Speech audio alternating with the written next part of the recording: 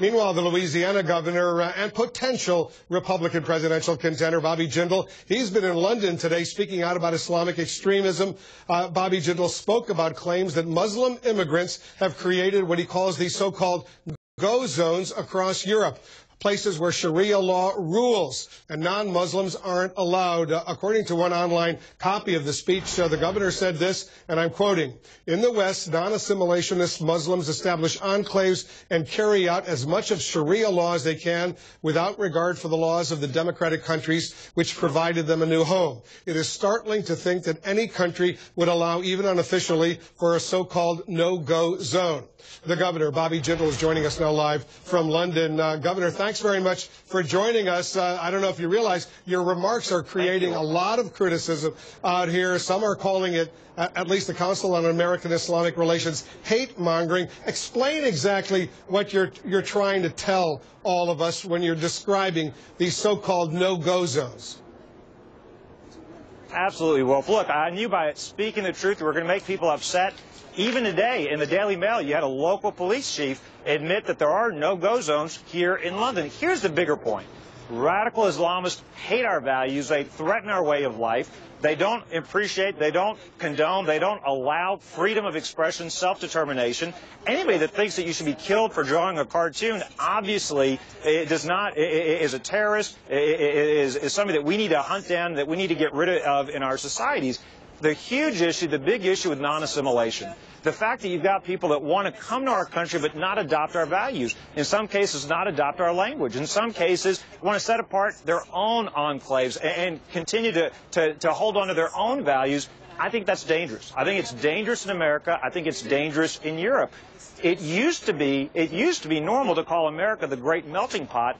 Now, because of political correctness, some people think that it's cultural arrogance or it's colonial somehow to insist that people that want to come to America should be Americans, should want to be Americans, should share our commitment to the freedom of religious life, freedom of expression, the right to self-determination. So my point is we've got a huge challenge in those that don't want to assimilate, don't want to integrate. Quite frankly, we have a right as a country to say if you want to come to America to be an American, to pursue the American dream, to enjoy freedom and opportunity, we welcome you. However, if you don't, we don't want you in our country. But you're not saying there are no-go zones in the United States. What you're suggesting, there are these so-called no-go zones in the United Kingdom where you are right now. And a lot of people are pressing you on this, Governor. Where are those no-go zones? What specific locations are you talking about?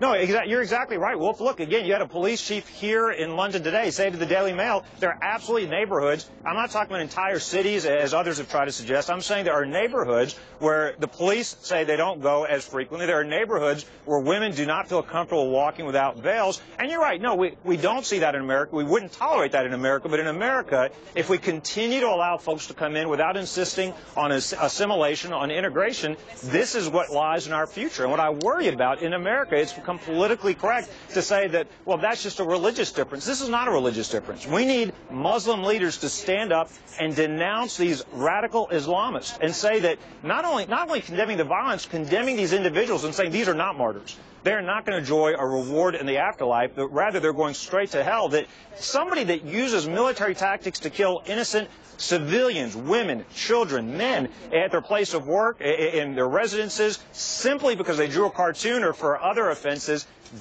we need Muslim leaders to condemn these individuals, not just the acts of violence, but these individuals, make it clear that these aren't martyrs.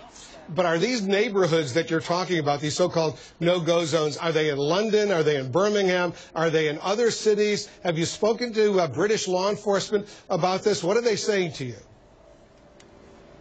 Sir, look, I've heard all.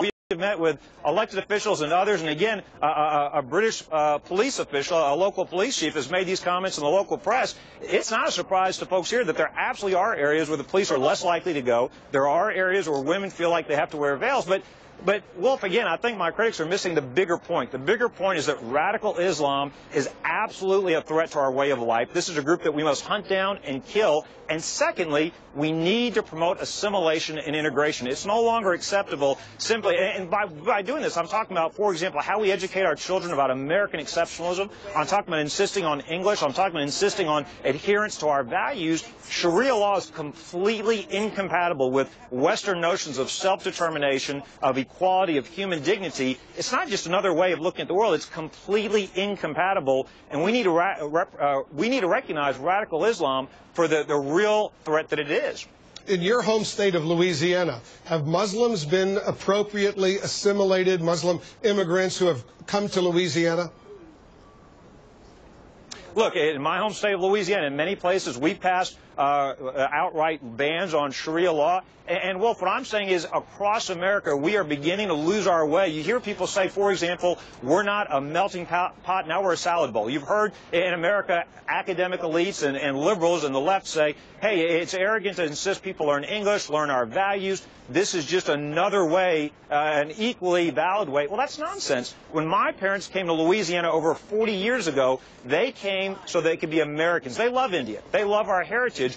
But they didn't want us to be growing up Indians. If we were, we would have stayed in India. Instead, they said, you are Americans, not hyphenated Americans. Another thing I said today was, we don't need to be calling ourselves Irish Americans, Indian Americans, African Americans. We're all American. And that is extremely important. I think immigration shouldn't be done based on race, color, or nonsensical divisions. It should be based on if people want to pursue freedom and opportunity, work hard, get a great education, enjoy that freedom that our parents left for us. That should be how we determine who we let in and who we don't let in. So it used to be acceptable to talk about the American dream, American exceptionalism, Western values. What I fear is political correctness is driving us to pretend like these differences don't matter, and it's equally acceptable to adopt Sharia law. It's equally acceptable to reject these notions of what our Judeo-Christian heritage that have made us so unique, so successful, and continue to allow us to make our own decisions about how to lead our lives. But, Governor, we can all be proud of America, proud to be Americans, but we can also be proud of our ethnic heritage, right? Yes, I'll be saying, Oh, absolutely. And I'm saying people should absolutely embrace our ethnic heritage. Look, America is a majority Christian country, but there's no penalty, and there shouldn't be, for those who have different faiths or those who are of no faith. Absolutely. There's nothing wrong with being proud of our heritage. But we're Americans. And the reason we came here is we knew this was a special place, a unique place, and we should insist on those that come into our country. What worries me is we have second, third, fourth generation immigrants who now identify themselves in another country or in their own cultural group. They either want to change our culture or set up their own culture. And it is a bigger problem, to be fair. It is a bigger problem in Europe.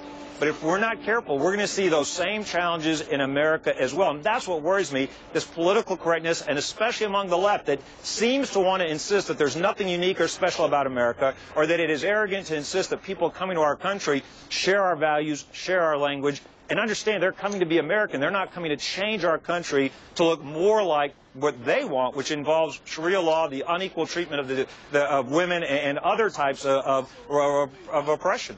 So I just want to be precise, Governor. You're not backing at all away from your comments about there being various so-called no-go zones in the United Kingdom.